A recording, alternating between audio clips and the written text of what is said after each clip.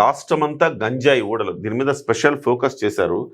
గతంలో విచిత్రం ఏంటంటే గతంలో వైఎస్ఆర్సీపీ హయాంలో గంజాయి మత్తులో రాష్ట్రం మొత్తం ఊగిన మాట వాస్తవం. సో ఇప్పుడు మళ్ళీ వైఎస్ఆర్సీపీ కూటమి ప్రభుత్వం మీద ఆ రకమైన ఆరోపణలు చేస్తోంది. స్వయంగా సీఎం చంద్రబాబు సొంత జిల్లాలో మత్తు మందుల దందా, పీజీఆర్ఎస్లో కలెక్టర్కు ఫిర్యాదు చేసిన టీడీపీ నేతలు 2 నెలల్లో గంజాయి రహిత రాష్ట్రంగా చేస్తామని ఎన్నికల్లో ప్రకటించి 2 ఏళ్ల పాలనలో దందాకు గేట్వేగా మార్చేసిన చంద్రబాబు నాయుడు, ప్రాంతాల వారీగా డ్రగ్స్, గంజాయి, కల్తీ మద్యం దందాను పర్యవేక్షిస్తున్న టీడీపీ కీలక నేతల కుటుంబాలు, గంజాయిని ఆదాయ వనరుగా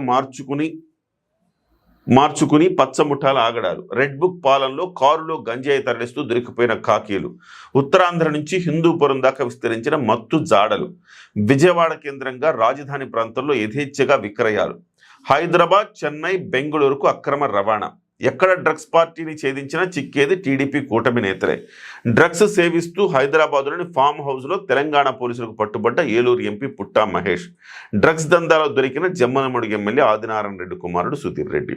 ఇది దీని మీద స్పెషల్ స్టోరీ. లోపల ఒక పేజీ నిండా కూడా సాక్షి వేయడం జరిగింది. అందులో అసలు దీని మీద వాస్తవాలు ఏంటి, సో నిజంగానే ఆంధ్రప్రదేశ్లో డ్రగ్స్కి సంబంధించిన ముఠా చెలరైపోతా ఉందా, ప్రభుత్వం ఎందుకు చర్యలు తీసుకోలేకపోతోంది, ఇవి ప్రజలకు వివరించాల్సిన బాధ్యత కూటమి ప్రభుత్వం మీద ఉంది.